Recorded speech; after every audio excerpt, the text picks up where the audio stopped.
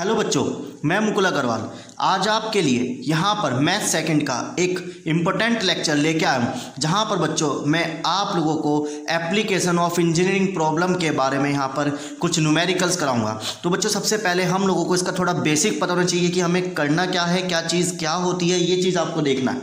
तो देखिए बच्चों, सबसे पहले यहाँ पर मैंने लिखा हुआ है चार्ज। तो चार्ज को आप लिखते हैं क्यू से, जिसका यूनिट क्या होता है कूलाम।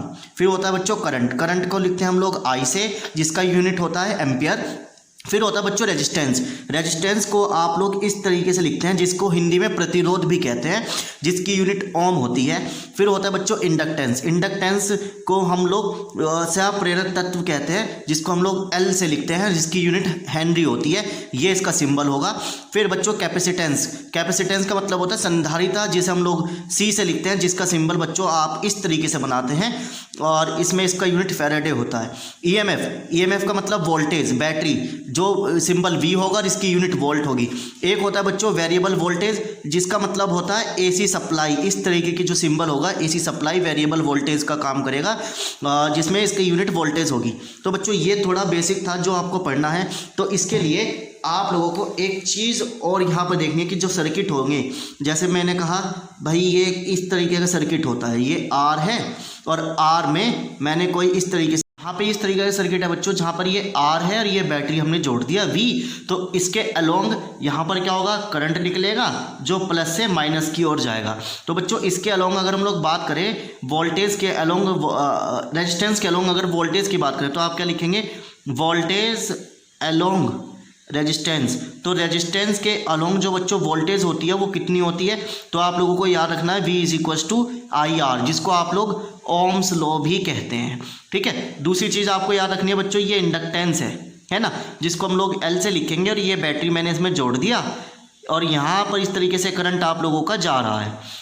ठीक है, यहाँ पर आप लोगों का करंट इस तरीके से क्या हो रहा है, मूव कर रहा है। तो इसके along voltage along inductance, inductance के अलोंग वोल्टेज कितना होगा बच्चों आपके लिए, तो आप लोग याद रखेंगे V = LdI/dt। ये चीज़ आपको बच्चों यहाँ पर याद करना है।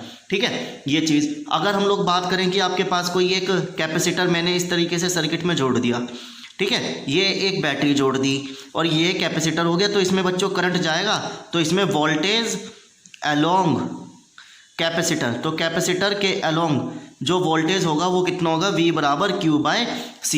तो ये बच्चों ये फॉर्मूले आप लोगों को यहाँ पर जरूर याद करने हैं, इनके बिना हम लोगों का काम नहीं होगा। क्लियर है? तो चलिए अब हम लोग अपने कुछ डेरिवेशन की ओर चलते हैं। तो जहाँ पर बच्चों इसके लिए हम लोग पढ़ेंगे किरचॉफ लॉ। आप लोगों को पता है कि किरचॉफ लॉ दो टाइप के होते हैं, एक होता है KVL, एक होता है KCL। KVL का मतलब क्या होता है, सम ऑफ वोल्टेज, ठीक है, = द EMF वोल्टेज।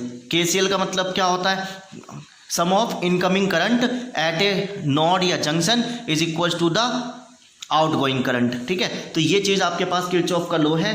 तो जहाँ पर सबसे पहले हम लोग इसका प्रूफ कर रहे हैं, किसको लेकर, LR सीरीज सर्किट, यानी जहाँ पर आपका क्या होगा, L और R एक सीरीज में जुड़े होंगे।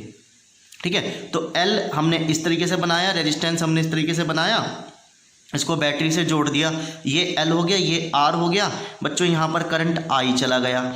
ठीक है, ये सारा करंट यहाँ पे जा रहा है, इसमें वोल्टेज आपके पास हमने E से रिप्रेजेंट कर दिया कि ये वोल्टेज है, E है आपके पास। ठीक है, अब इसमें हम लोग क्या चलाएंगे, एक लूप चलाएंगे बच्चों।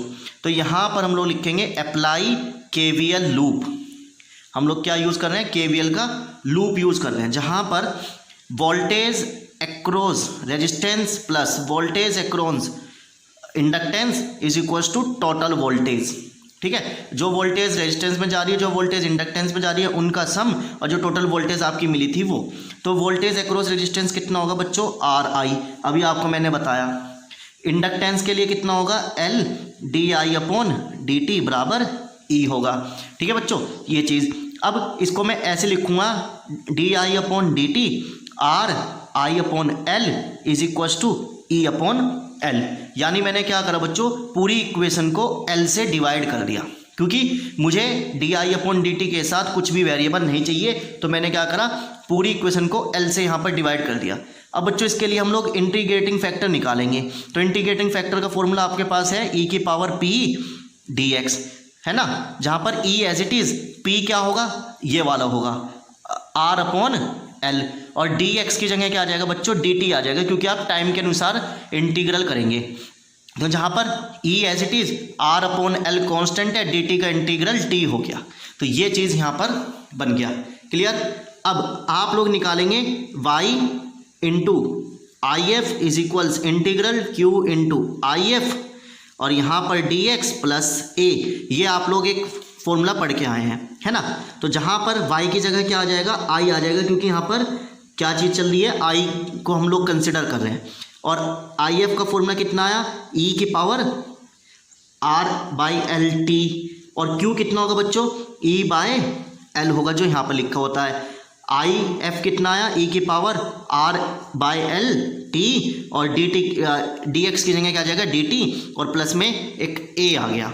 ठीक है। तो अब इसका इंटीग्रल हम लोग करेंगे, ये वाली वैल्यू तो ऐसी की ऐसी रहेगी, e बाई एल बाहर आ जाएगा, कांस्टेंट है, इसका इंटीग्रल क्या हो जाएगा, सेम रहेगा, r बाई एल टी, और जो फालतू में लिखा था पावर में वो नीचे आ गया, और प्लस a, जहाँ पर l से l कट जाएगा, और क्या बच गया आपके पास, e बाय r, e की power r by L T plus a, और जहाँ पर i e by r L T ऐसा का ऐसा यहाँ पर रहेगा।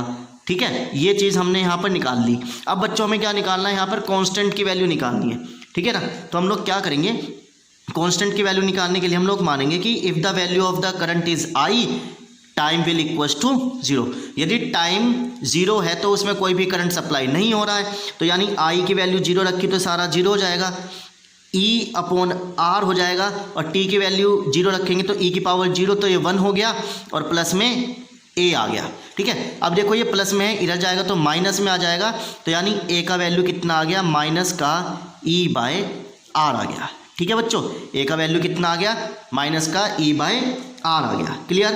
अब हम लोगों को क्या करना है, इस ए की वैल्यू को उठा के इसमें रखना है, पहली में रखना है। तो हम लोग लिखेंगे put in first equation, put in first equation.